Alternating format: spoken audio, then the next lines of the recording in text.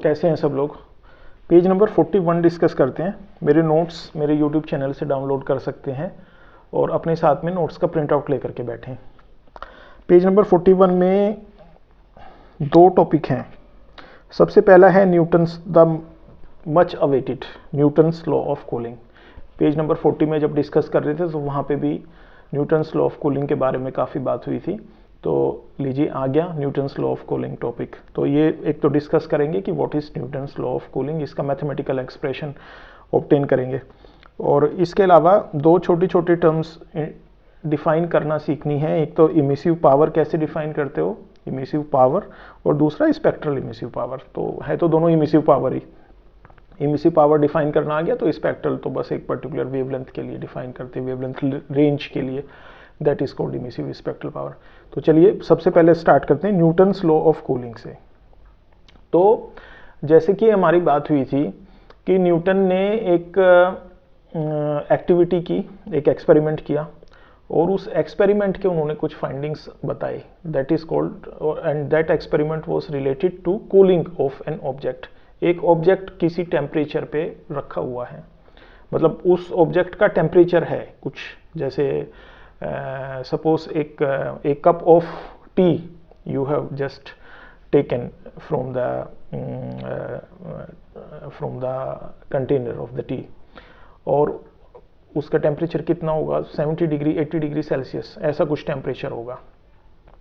तो 70 degree Celsius 80 degree Celsius के temperature के इस टी कप को आपने प्लेस कर दिया रूम एनवायरनमेंट में, room temperature 25 degree Celsius.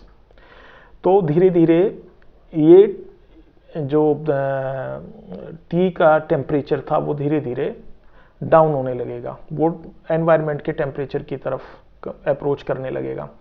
And all this is happening because heat energy is being lost from this cup of T. तो उसके पास में हीट एनर्जी निकल के एनवायरनमेंट में जा रही है। रीज़न क्या है एनवायरनमेंट में हीट एनर्जी के जाने का, क्योंकि कप के पास में टेम्परेचर ज़्यादा है और एनवायरनमेंट का टेम्परेचर कम है। तो हीट एनर्जी की ये प्रॉपर्टी है कि heat energy flows from higher temperature to lower temperature. तो कप का टेम्परेचर हायर है, I mean the tea in the cup, और वहाँ से एनवायरनमेंट की तरफ में हीट एनर्जी फ्लो होने लगेगी जिसका टेम्परेचर कम है। तो this is what happens in case of cooling of objects. तो इसमें एक चीज आप ऑब्जर्व करके बताएं, न्यूटन की ऑब्जर्वेशन फिर मैं बताऊंगा आपको कि ये आप इसको आपने ये कूलिंग होने को आपने मेजर करना स्टार्ट किया by placing A thermometer in the cup, और आपने एक क्लॉक को ऑन करके रख दिया, स्टार्ट करके रख दिया। तो क्लॉक को आपने स्टार्ट कर दिया तो आपने देखा पहले 1 मिनट में कितना टेम्परेचर डाउन हुआ, फिर अगले 1 मिनट में कितना टेम्परेचर डाउन हुआ, फिर अगले 1 मिनट में कितना टेम्परेचर डाउन हुआ, फिर अगले 1 मिनट में कितना टेम्परेचर डाउन हुआ। टेम्परेचर डाउन होने से मतलब है द डिफरेंस इन टेम्परेचर। जैसे स्टार्टिंग में 70 डिग्री टेम्परेचर है तो 70 से 60 रह जाएगा पहले 1 मिनट में, अगले 1 मिनट में 60 से 50 रह जाएगा, और अगले 1 मिनट में 50 से 40 नहीं रहेगा, अगले 1 मिनट में 50 से 45 भी पहुंचेगा। मतलब these are figures only approximate figures, ऐसा एक्चुअल में तो कितना होगा इसके आसपास होगा। तो मैं इम्फेसाइज ये करने की कोशिश कर रहा हूँ कि टेम्परेचर का जो वेरिएशन है वो टाइम के साथ में यूनिफॉर्म नहीं है। पहले 1 मिनट में टेम्परेचर में जितना लॉस हुआ वो आपने ऑब्जर्व किया वो ज़्यादा था, अगले 1 मिनट में टेम्परेचर का जितना लॉस होगा वो पहले से कुछ कम होगा, अगले 1 मिनट में और भी कम होगा।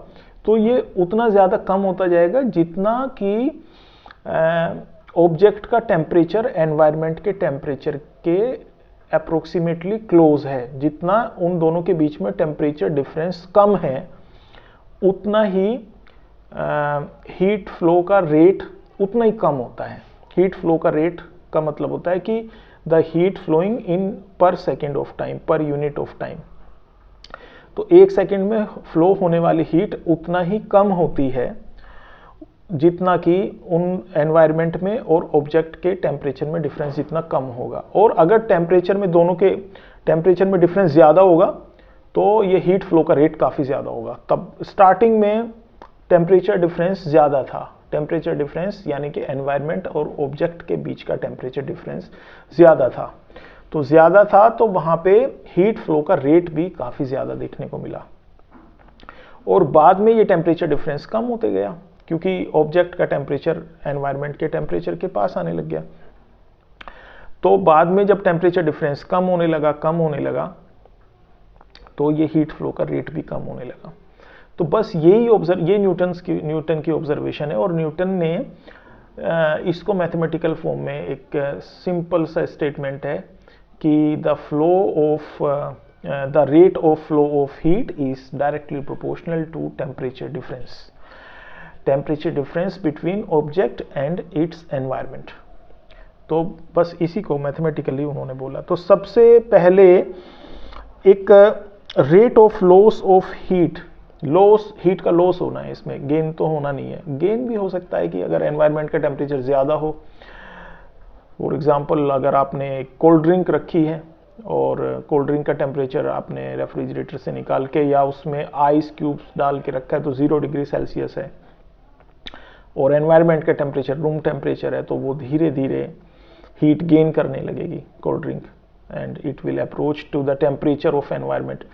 तो दोनों केसेस में यहाँ पे हम हीट लॉस की बात करके लिखा है मैंने। तो the first sentence in the article which I have written is rate of loss of heat is dQ/dt से उसको डिनोट कर रहे हो, and it is ms d(θ/dt) या ms (θ1 - θ2/t).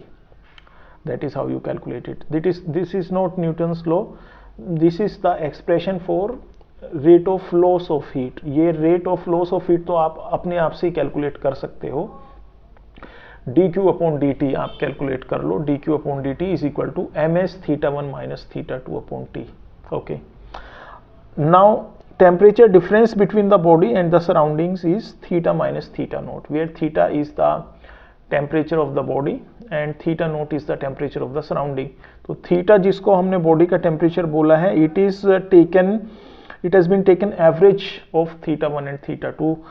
θ1 और θ2 का एवरेज क्यों लेना पड़ा? बिकॉज थीटा तो कहीं पे लिखा ही नहीं था, θ1 माइनस θ2/t था। तो इसमें θ1 और θ2 क्या थे? θ1 was initial temperature of the body and after time its temperature was θ2। तो θ1 और θ2 t टाइम इंटरवल के दो टेम्परेचर थे बॉडी के।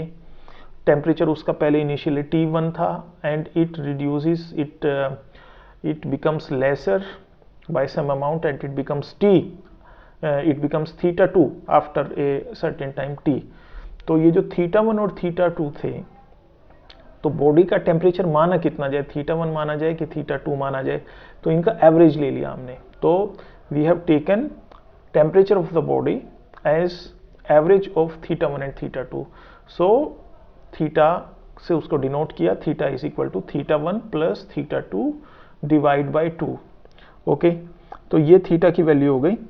और थीटा नोट मैं बोल ही रहा हूँ कि एनवायरनमेंट का टेम्परेचर है, तो टेम्परेचर डिफरेंस कितना हुआ बॉडी में और एनवायरनमेंट में, it is theta minus theta note. Now Newton's law says that dQ/dt is proportional to theta minus theta naught. Rate of flow of heat is proportional to temperature difference between environment and object. तो अब ये dQ/dt का expression आपने already calculate किया था, which was ms θ1 minus θ2/t। तो you can put this value in place of dQ/dt and you get an equation ms θ1 minus θ2/t is proportional to theta minus theta naught. This is the equation. और अब इसमें एक proportionality constant introduce होगा, that is small k, and the equation becomes ms θ1 minus θ2/t is equal to k theta minus theta naught. The equation has now become ms θ1 minus θ2/t is equal to k, small k, theta minus theta naught. So this is the precise equation, this is the exact equation of equation for Newton's law of cooling which you will use in various numerical problems. तो इस equation को आप use करोगे। Okay, तो इसमें क्या क्या है, ये theta, theta note, theta 1, theta 2, ये सबका समझ में आ गया है हमें। एक बार फिर से मैं इसको रिजल्ट को एक बार ही इसमें सिंबल्स के मीनिंग एक बार बता देता हूँ। The equation is ms theta 1 minus theta 2 upon t is equal to k theta minus theta naught. m is mass, s is specific heat, theta 1 is initial temperature of the body, theta 2 is final temperature of the body, t is time, then on RHS k is coefficient, proportionality coefficient, then theta is average temperature of the body, theta naught is temperature of the environment। सही है, चलो ये आपको समझ में आ गया भाई। अब ऐसा यूनिट k की कैसे कैलकुलेट करोगे, इसी एक्सप्रेशन से k की ऐसा यूनिट भी कैलकुलेट कर सकते हो, प्रोपोर्शनैलिटी कांस्टेंट की। तो k के लिए सोल्व कर लो इस इक्वेशन को, बाकी सबको k को एक साइड में रख के इक्वेशन के, बाकी सबको, बाकी जितने भी फिजिकल पैरामीटर्स हैं उन्हें इक्वेशन के दूसरे साइड में आप रख लो, तो यू विल गेट एन ऐसा यूनिट ऑफ दिस k। तो वही आपने किया, देखो k इज इक्वल टू, और बाकी सबको इस तरफ ले जाओ, तो ये थीटा 1 माइनस थीटा 2 ये टेम्परेचर डिफरेंस है, इधर थीटा माइनस थीटा नोट ये भी टेम्परेचर डिफरेंस है। तो इनकी ऐसा यूनिट रखोगे तो टेम्परेचर से टेम्परेचर कैंसिल आउट होता है, तो ms अपॉन t केवल बचेगा। तो k is equal to ms upon t, और इसमें m की ऐसा यूनिट आपने kg रखा, s स्पेसिफिक हीट की ऐसा यूनिट आपने जूल पर kg केल्विन रखा, और टाइम की ऐसा यूनिट आपने सेकंड रखा, और इनको सिंप्लीफाई किया तो यू गेट जूल पर सेकंड केल्विन, और इसमें जो जूल पर सेकंड है उसको वॉट कह सकते हो, वॉट अपॉन केल्विन। तो अल्टीमेटली आपको जो एसआई यूनिट मिली है वो वॉट पर केल्विन मिली। आई होप कि आपको समझ में आ गया है। अब इस पे बेस्ड एक दो प्रॉब्लम्स मैंने दे रखी हैं, वो आप अपनी प्रैक्टिस के लिए सॉल्व कर लेंगे। और फिर मैं डिफाइन करता हूँ नेक्स्ट, इमिसिव पावर को डिफाइन करना सीख लेते हैं। इमिसिव पावर है और उसके बाद में स्पेक्ट्रल इमिसिव पावर भी उसी के जैसा है। तो इमिसिव पावर को डिफाइन यहाँ पे जो मैंने एक्सप्रेशन लिखा है, E is equal to joule per metre into second, denominator में है दोनों, मीटर स्क्वायर और सेकेंड। तो ये मैंने इसका एक्सप्रेशन डायरेक्ट ये इसकी ऐसा यूनिट ही लिख दी है, तो ये ऐसा यूनिट से ही और ज़्यादा समझ में अच्छा भी आता है। तो इससे ही समझो आप, इमिसिव पावर का मतलब हो गया, देखो ई से तो इसको डिनोट कर रहे हो स्मॉल ई से, चलो दैट्स अनदर मैटर। कैसे डिफाइन किया, joule per metre into second, यानी कि joule is the energy, so the energy emitted by the body from its per unit area in 1 second of time. तभी तो ये joule per metre square into second हुआ।